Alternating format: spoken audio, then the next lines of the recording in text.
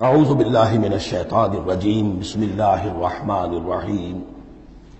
اب اس کے بعد آ گئی ہے سورہ احزاب۔ 8 سورتیں مکی اب ختم ہو گئی، سورۃ الفرقان، سورۃ الشعراء، سورۃ النمل، سورۃ القصص، پھر سورۃ العنکبوت، سورۃ الروم، سورۃ لقمان اور سورۃ السجدہ۔ اب یہ سورت ہے واحد، اور یہ نوٹ کر لیجیے اچھی طرح، اس کا جوڑا ہے سورہ نور کے جو ہم پڑھ چکے ہیں۔ پہلے 14 صورتوں کے بعد ایک صورت آئی مدنی، سورہ نور۔ اب 8 مکی صورتوں کے بعد ایک صورت آئی ہے، یہ سورہ احزاب۔ اور اتنی گہری مناسبت ان کے مضامین میں، معاشرتی احکام، زمانہ نزول کے اعتبار سے یہ 1 سال پہلے نازل ہوئی ہے سورہ نور سے۔ یہ سن 5 زمانہ نزول ہے، وہ سن 6 زمانہ نزول ہے۔ چنانچہ جو معاشرتی احکام آئے ہیں ان میں بھی آپ کو یہ ترتیب ملے گی کہ پردے کے ابتدائی احکام اس صورت میں آئے ہیں۔ اور پردے کے ابتدائی احکام سے مراد کیا ہے؟ گھر سے باہر نکلتے ہوئے عورت کو کیا کرنا ہے، مسلمان عورت کو کیا کرنا ہے، گھر سے باہر کا پردہ کیا ہے۔ لیکن گھر کے اندر جو پردہ ہے، سطر ہے اس کا ذکر جو ہے وہ یہ سورہ نور کے اندر تھا جو ہم پڑھ چکے ہیں۔ اس کے محرم کون کون ہیں، گھر میں کون آ سکتا ہے، باقی سب جو ہے نامحرم۔ وہ گھروں میں ہمارا جو نظام بنا تھا کہ بیٹھک باہر ہوتی تھی، جو بھی مہمان آیا ہے، کوئی آیا باہر ٹھہرے گا، اندر نہیں جائے گا۔ باہر کا ایک مردانہ حصہ ہے مکان کا، پھر وہ ایک ڈیوڑی ہوتی تھی، ڈیوڑی میں سے اندر پھر زنانہ ہے۔ خواتین آئیں گی تو اندر جائیں گی، باقی مرد جو ہے وہ باہر ٹھہریں گے، اندر نہیں جائیں گے۔ ہمارے یہاں کی وہ مکس جو ہے وہ معاشرت نہیں تھی، مخلوط معاشرت نہیں تھی۔ تو اس میں یہ ہے کہ جو نامحرم ہے وہ وہاں رہیں گے، باہر بیٹھک میں بیٹھیں گے، اور جو محرم ہے وہ اندر جا سکتا ہے۔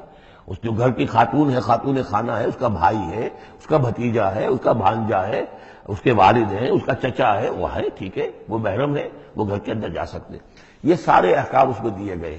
سورہ نور کا اور سورہ احزاب کا ایک فرق یہ ہے کہ سورہ احزاب میں اگرچہ جنگ کے معاملے میں کچھ تذکرہ تو ہے، لیکن کسی جنگ کا وہاں پر ذکر موجود نہیں ہے۔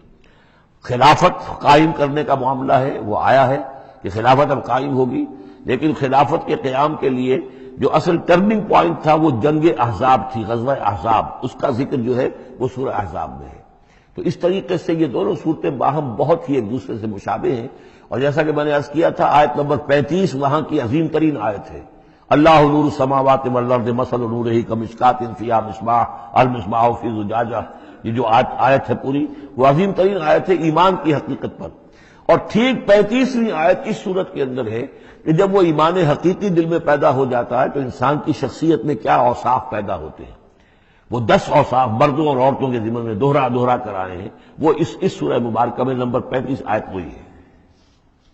اس میں ایک خاص بات نوٹ کیجئے کہ اگرچہ اس کے جو 2 رکوع ہیں، دوسرا اور تیسرا، وہ ایک ہے اپنے مضمون میں، اور اس کے اندر غزوہ احزاب کا تذکرہ ہے۔ پہلا رکوع جو ہے وہ پھر چوتھے کے ساتھ جا کر ملے گا، جیسے کہ ہم نے دیکھا تھا سورہ توبہ کے اندر بھی کہ پہلا رکوع پھر چوتھے کے ساتھ جا کر ملتا تھا، اس کے مضامین جو ہے اس کے ساتھ ملتے تھے۔ درمیان میں جو ہے 2 رکوع آ گئے تھے کہ جو 1 سال پہلے نازل ہوئے، جو کہ یعنی فتح مکہ سے پہلے نازل ہوئے، لیکن اس کے بعد وہ جو نازل ہوئے ہیں سن 9 کے اندر، اس کے اندر جو ہے وہ پہلا رکوع کی 6 آیات، اور اس کے بعد پھر چوتھا اور 5واں رکوع ہے۔ بالکل وہی آپ کو ترتیب یہاں ملے گی، اس لیے کہ قرآن کا اسلوب یہ ہے کہ خاص جو موضوع ہوتا ہے کسی صورت کا، اس سے متعلق آیات کو پہلے نکال کر رکھ دیتے ہیں۔ جیسے سورہ انفال میں بھی ہم نے دیکھا، یسألونک عن الانفال قل الانفال للہ والرسول، اگرچہ وہاں پھر بات کو چھوڑ دیا گیا، پھر جا کر وہ سورت کے وسط میں مضمون آ رہا ہے۔ اس میں ایک خاص جو مضمون آیا ہے وہ یہ ہے کہ حضور صلی اللہ علیہ وسلم نے جو شادی کی حضرت زینب سے رضی اللہ تعالی عنہ، حالانکہ حضرت زینب جو ہے اس سے پہلے حضور ہی کی فرمائش پر ان کی شادی کی گئی تھی حضرت زید ابن حارثہ سے۔ زید ابن حارثہ رضی اللہ تعالی عنہ حضور کے غلام تھے، اور حضور نے انہیں آزاد کر کے اپنا بیٹا بنا لیا تھا، تو محبت بہت تھی حضور کو حضرت زید ابن حارثہ سے۔ لیکن یہ ہے کہ ایک تو منہ بولا بیٹے کی کا قرآن میں نفی آ گئی کہ منہ بولے بیٹے کی کوئی حیثیت نہیں ہے اسلام میں، اس کی کوئی قانونی اور شریعت کے اندر اس کا کوئی مقام نہیں۔ بیٹا تو وہی ہے کہ جو آپ کے صلب سے ہے۔ دوسرے یہ کہ اب منہ بولے بیٹے کی بیوی جب حضرت زید نے طلاق دی، تو آیا منہ بولے بیٹے کی بیوی سے کوئی شخص جو ہے وہ نکاح کر سکتا ہے؟ کیا وہ محرمات ابدیہ میں سے ہے؟ تو عرب میں رواج یہ تھا کہ چونکہ وہ منہ بولے بیٹے کو بھی سمجھتے تھے کہ جیسے اصلی بیٹا ہے، تو جیسے یہ کہ جو سلمی بیٹا ہے اس کی بیوی سے اگر اس نے طلاق دے دی ہو یا فرض کیجیے بیٹا فوت ہو گیا ہو، تب بھی یہ ہے کہ اس کی جو بیوی ہے بیوہ ہے یا مطلقہ ہے اس سے وہ شخص شادی نہیں کر سکتا، شوہر جو فوت ہو گیا ہے یا جس نے طلاق دی اس کا باپ۔ تو یہاں پر اس پہ بڑا طوفان اٹھا، بلکہ یہ کہ حضور کو خود اندیشہ تھا۔ حضور نے ایک طرح سے بہت کہہ سن کر حضرت زینب کو آمادہ کیا تھا کہ وہ شادی کر لیں۔ زینب جو ہے رضی اللہ تعالیٰ عنہ اونچے گھرانے کی، بنو ہاشم کی خاندان سے تعلق رکھنے والی، اور حضرت جو زید ابن حارثہ تھے ان پر غلامی کا داغ لگ چکا تھا۔ تو عرب کی ایک خاص جو ہے ان کے ہاں ایک سوچ تھی، ان کا ایک مزاج تھا، ان کی روایات تھیں، لیکن بہرحال حضرت زینب نے حضور کی فرمائش پر وہ نکاح کر لیا، لیکن یہ کہ ان میں نباہ نہیں ہو سکا۔ حضرت زینب انہیں ذہناً قبول نہیں کر سکی کہ یہ میرے برابر کا ہے یا میری اس کی حیثیت جو ہے وہ واقعی ایسی ہے، یعنی شوہر کو جس طرح آنکھوں پر بٹھانا چاہیے، شوہر سے جس طریقے سے اس کا ادب ہونا چاہیے وہ نہیں کر سکی حضرت زینب۔